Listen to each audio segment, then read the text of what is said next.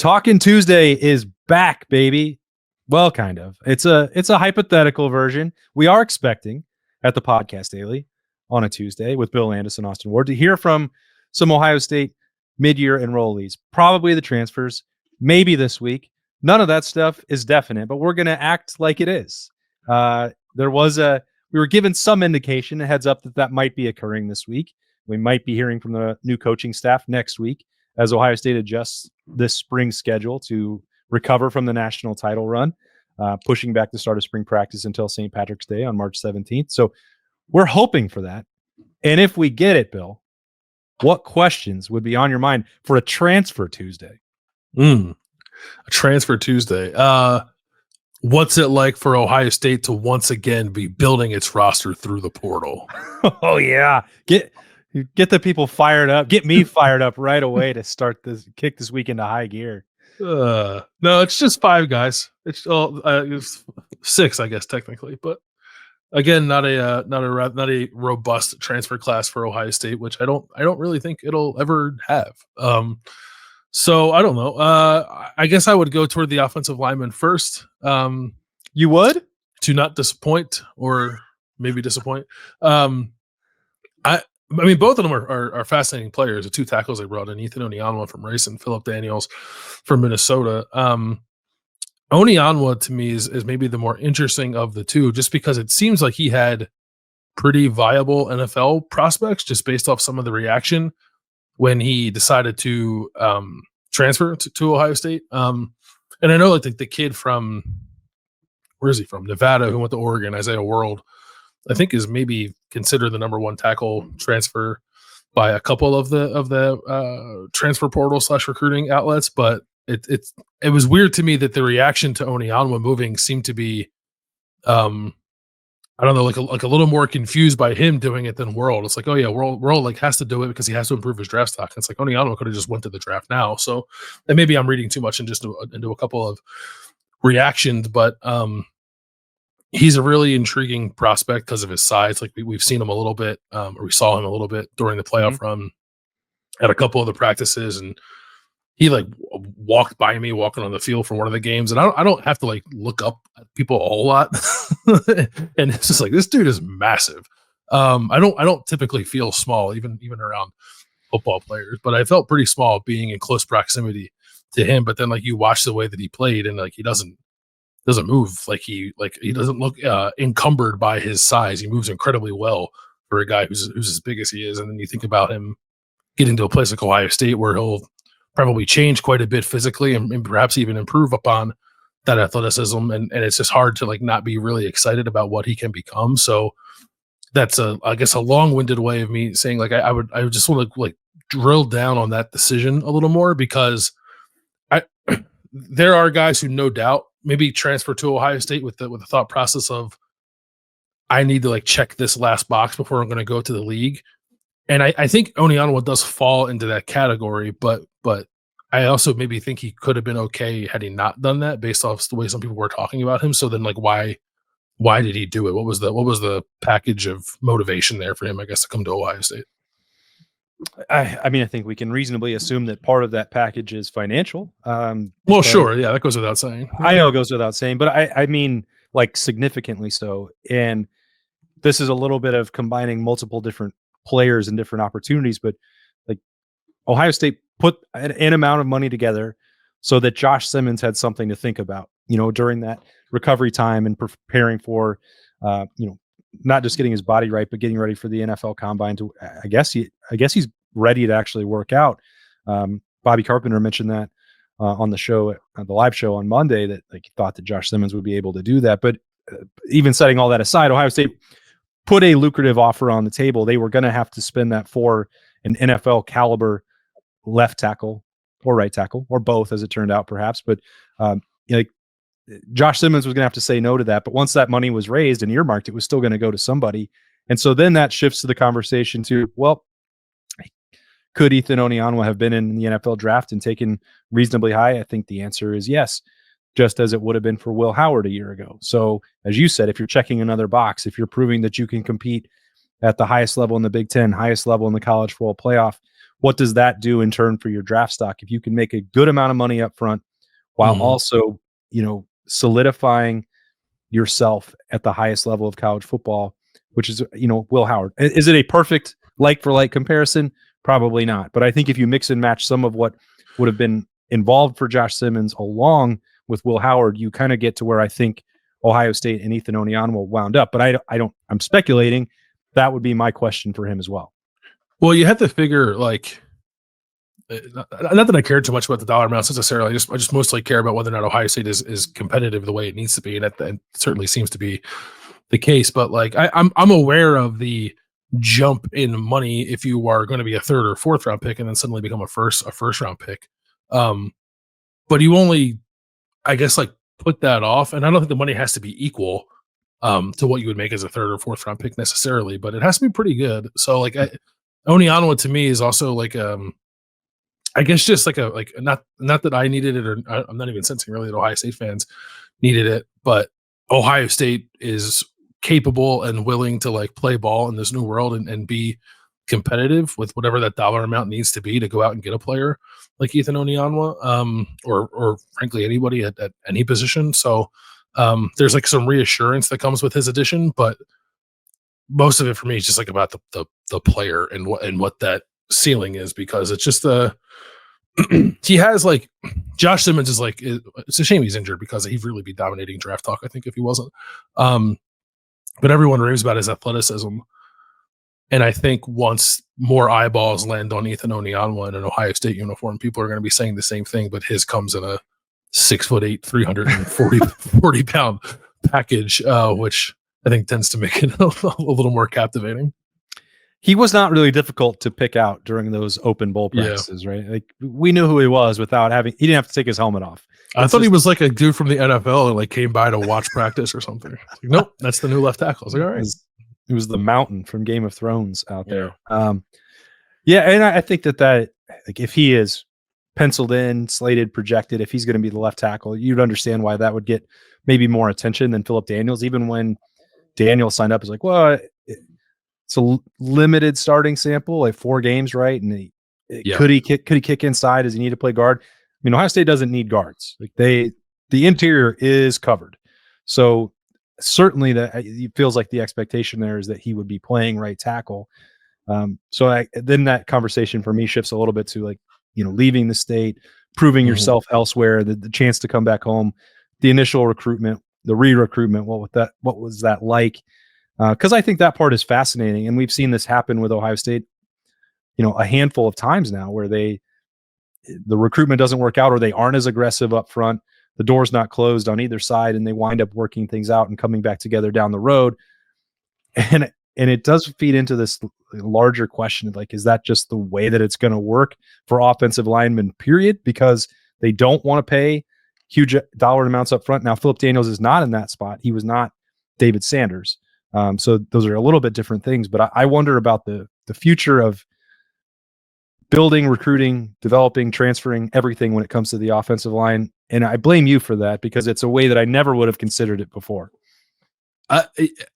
We need more data, I guess, to figure out if that's where it's going. And now obviously we have a new offensive line sort of staff to see how they're going to go about their business. It does seem like, not to pretend I know as much as Berm does, but it does seem like Tyler Bowen is, I don't know, throwing more out there in terms of offers. I think just like maybe not being as, I don't know if it's the right word for it. Not like less narrowly focused, I guess, on a smaller group of players, at least in the early stages. So maybe that's an indication that they're looking around to see like if there are guys they can really find that are developmental prospects, even regionally, that maybe won't break the bank to bring them in and develop them. It is a balance there, because you can't be late on numbers. But like I definitely understand sort of the math involved with like, I don't want to pay a true freshman $2 million to let him sit on the bench for a year. But you also have to have guys in your offensive line room. So I'm curious to see how Ohio State approaches that now with Tyler Bowen. But yeah, Philip Daniels is, I think, probably not the last guy we'll see, especially on the offensive line, who kind of fits that profile of maybe not right now. Because the other thing about Philip Daniels, I'm not saying this is the case, but I could certainly envision it being so. Maybe a place like Minnesota is like willing to pay Philip Daniels more, right, than Ohio State would as a true freshman. So it's like, we'll go there, develop, get a little bit of money, and then you're a better player. It's like, we'll catch you in about 18 months. We'll see ya. That's not bad. Not that I don't know that Ohio State thinks of other Big Ten programs as a farm system, but I'll say it. Like I don't worry about offending anybody. Like it's not the worst idea, I guess. If you're playing like the salary cap game and just trying to figure out what makes the most sense financially. I like to think of this, especially on a hypothetical Talking Tuesday, where it's like, you know what, guys, just Ohio offensive linemen. This is your study abroad opportunity. Yeah. Go see the world. Go Right. see Minneapolis. Go see Gainesville, Florida. Go see Laramie, Wyoming. And see what the inside of a weight room looks like. And then we'll check back with you in 12, 18, maybe 24 months. We'll be right here waiting. We'll be watching you. Oh, state of Ohio born offensive lineman. And when you're ready to come home, Ohio State will be right here waiting. It's a heck of a system we've created. I need to get with Tyler. I need to get with Tyler Bowen. Yeah, to help him out. Tyler Bowen to funnel a bunch of 3- and 4-star Ohio linemen to Wyoming for 2 years. Yeah.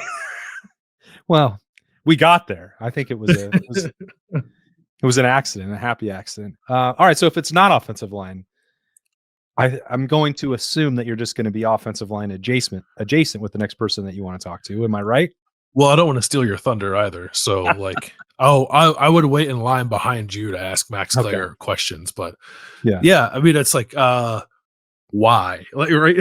like, and not like Keenan Bailey's a good tight ends coach. Ohio State obviously is a great program. It's just like, there are other places that feature the tight end more than Ohio State does, or at least has historically.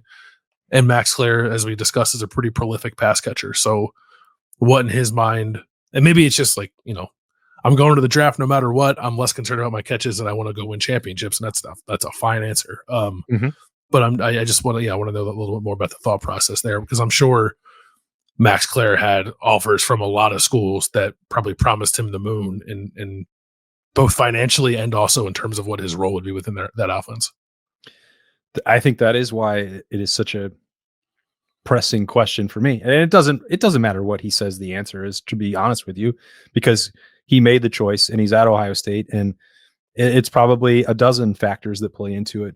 But it feels to me, and I would like to know how accurate or not this is, that it like had to have been initiated on his side, because it did not seem like Keenan Bailey and Ohio State went into December being adamant that they had to go find someone at tight end. I remember talking to some people in the program as it seemed like that was materializing. To me, it felt like it fell out of the sky and into Ohio State's lap. And I wonder if that's accurate, if that's the way that Keenan Bailey and Ohio State feels. I know that once there was contact made between the two, they're like, yeah, absolutely. Maxx Clare is welcome in Columbus. We will do whatever it takes, and we want to add competition, and we want to add depth, and we will never turn away talent. There had been this perception that Ohio State, I think, was largely incorrect about it, but there had been a perception that they were more worried about feelings and that they weren't just going to go take, they were going to turn down talent out there that was even sniffing around because they didn't want to disrupt what they had done in recruiting. I don't think that was ever truly accurate. And I think some of the decisions they made to pass on players were not related to people they had in the program. But even if that had been accurate, then you can't look at this situation with Maxx Clare and be like, well, they've changed. Like they are not willing to be aggressive and upgrade their roster, because clearly they did. So how that process played out on Clare's side, I think is certainly fascinating to me, because the way that I understand from the Ohio State side, it was not like clearly intent on going and getting the number one tight end available on the market, which is what the outcome ultimately was. It just didn't jump out to you as like, oh yeah, like they need to go do that. It's great that it's happened in hindsight, obviously, but that early stages very much felt to me. And I guess like the player market is not so different from the coaching market now. And Ohio State is a pretty, impactful piece of those conversations where like Ohio State gets attached to names to drive up the price, which like I don't necessarily begrudge the players or coaches or agents. It's more like the media who feeds into it that I find annoying, or allows that system to exist that is kind of annoying. But that's what I thought the Maxx Clare thing was, because I like for reasons I already stated, like I just thought maybe he'd want to go somewhere where like 70 something targets felt like almost a guarantee, and that Ohio State, while not being like ever averse to like adding best player available necessarily, just wasn't hot on them. We didn't hear any of the tight end names, right? There wasn't like, I think you have a pretty good feeling going into the offseason, like these are the 3 or 4 positions that Ohio State's definitely going to target. And I don't know that I felt like tight end was on that list. And then all of a sudden they get the best one. So there's like some randomness and serendipity, I guess, attached to this this connection here that I do find a bit interesting.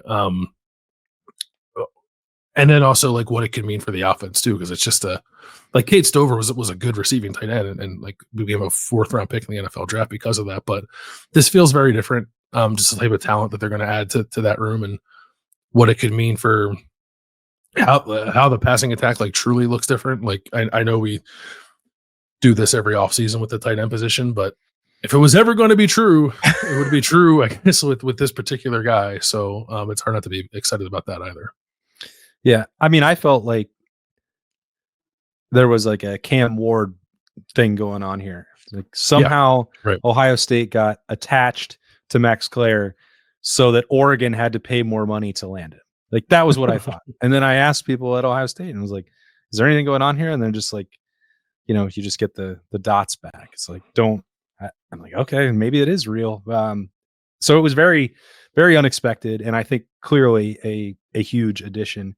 If they didn't need 2 tackles, then I would certainly be up here saying, well, this could be the most important one of all. Because I don't know that it didn't feel to me like there was a real pressing need for someone like CJ Donaldson, although they did need to add a running back. But I wouldn't sit here and be like, well, that feels like that's number 1 on the list. I probably could have talked myself into it very easily. Won't surprise anybody who listens to the podcast daily for Maxx Clare. But like, I mean, you had to make a move. Didn't necessarily have to make a move, but you wanted more depth on the defensive line. But I don't know that I feel like that necessarily happened with an Idaho State transfer, although I'm intrigued by that as well. So, I mean, it's an interesting group. It's not one that's going to generate the mercenary storylines from the national media, but all of them fill a very clearly defined role in my mind. Yeah, no, they all do. And Logan George is really interesting because he was like, you can watch whatever's available, like Idaho State games on YouTube, and he definitely like pops out to you when you're watching, like to the point where you're like kind of asking yourself like, why wasn't he like a FBS kind of power 4 player from the jump? And I guess maybe at one point he might have been committed to Utah State. I don't know, but that's still not the power conference level. He's also from the same town as Tommy Togia, which I find interesting. I'm assuming they know each other. I can't imagine the population of Pocatello, Idaho is such that really good football players don't know each other if they're from that same general area. And he has like a pretty good, it seems like, run defense track record, which Ohio State definitely needs, losing JT Tuimoloau and Jack Sawyer. I wonder how much of this move for Logan George too is like not only step up in competition, obviously, but then wanting to prove himself, but maybe progress a little bit as a pass rusher if he's had maybe some more success being more of a run-oriented guy at the FCS level. Yeah, I mean, well, we pretty much covered it all. I mean, there is a 6th transfer that came into mid-year. I think that's a preferred walk-on, not necessarily full scholarship. I guess I'd have to double check on that, but like that, in terms of the more aggressive portal work, like that really covered it. That was it for Ohio State. And I did think it goes back to something that you mentioned. It's Ty Howard. He's Bo Jackson's brother. Is that right? I don't remember what there's a family connection, I believe. Yeah, I think he's Bo Jackson. Yeah, he's Bo Jackson. Obviously different last names, but he's Bo Jackson's older brother, which is okay. Yeah, just interesting. I don't know. Just a package deal. Yeah, it must have been. Yeah. But I think, but to go back to, something that you said pretty early on with, joking and tongue in cheek about what will people say about this class. I thought that Ryan Day in December made it seem like this number would be larger than 6, larger than a year ago. Yeah. And the fact that it wound up at this number, I wonder how. But maybe it goes back to what we talked about on Monday. Like Davis Nigbanosin is back, so it's not like you had to add a veteran corner or anything like that. That's probably not what Ohio State would have done given the other guys in the pipeline, but just for an example, like maybe they kept more players in the program than they anticipated, whether NFL decisions or departures via the transfer portal. Like I thought this class might be double the size of 5 or 6, and it's not. I think like Davis Nick-Vanosen, probably Sonny Styles, like the two guys who did put off the NFL to come back. Definitely a linebacker anyway. I could have seen them making an addition there if Sonny had gone pro. Maybe not a corner, to your point, but certainly a possibility. I also wonder how much of this is they came out of the playoff like feeling really good about what they had on the interior of their offensive line. Like that was a I think a fairly big question mark if you try to project it out beyond this past season. And then to a man, everyone just kind of like jumped into pretty difficult situations, and all of them I think played pretty well to the point where that feels very settled with, four guys for 3 spots plus like Josh Padilla at center, who's like still kind of seemingly making a bit of a push too. So it's like, maybe at a point in Ryan Day's mind, he was like, we're going to have to add 2 tackles. We're going to have to add 2 interior guys. Like, no, I think you're fine with just the 2 tackles. Or maybe you add a 3rd tackle after spring. If you wanted to do that, but that suddenly became, I think, a pretty strong area for Ohio State. I think maybe they could still look at some things after spring ball, especially on the defensive line. And I guess that's going to depend on what spring ball looks like and how some of these younger guys, especially at tackle, I think, progress. But I guess I wouldn't be terribly surprised if toward the tail end of the spring ball, when that second portal window is about to open, we're thinking like maybe they could add a defensive tackle or perhaps even a defensive end. But yeah, it's not going to be an 11-man transfer portal class. It's 5 now, 6 if you include a more of a preferred walk-on kind of situation. And if they add anything more, maybe a guy or 2 like defensive line or veteran quarterback or something, if they can find somebody like that. Yeah, no, I think you're right. Defensive tackle would be where you look, especially when Hero Kanu made the decision to leave Ohio State via the transfer portal as well. So the numbers there are probably just a little bit off of where they want them to be. Although if they wind up playing more odd fronts and supplement that with CJ Hicks, maybe they are fine. So we'll see. But that day is fast approaching, actually, because spring ball's not that far away. It's last week of February.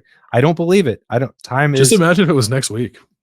I wish it was next week, to be honest with you, but that's neither here nor there. These, though, have been some hypothetical Talking Tuesdays. Maybe this will put a little bit of pressure, a little reminder on Ohio State that we want to get that scheduled so that we can talk to some of those new guys and introduce them to the Ohio State fan base in our own way, our own unique way on the podcast daily. But those are the questions they would expect if we get to talk to them, and hopefully we do. Thanks for joining us to hear them from us. That's Bill Landis. I am Austin Ward. Been Talking Tuesday on the podcast daily. We'll talk to you later.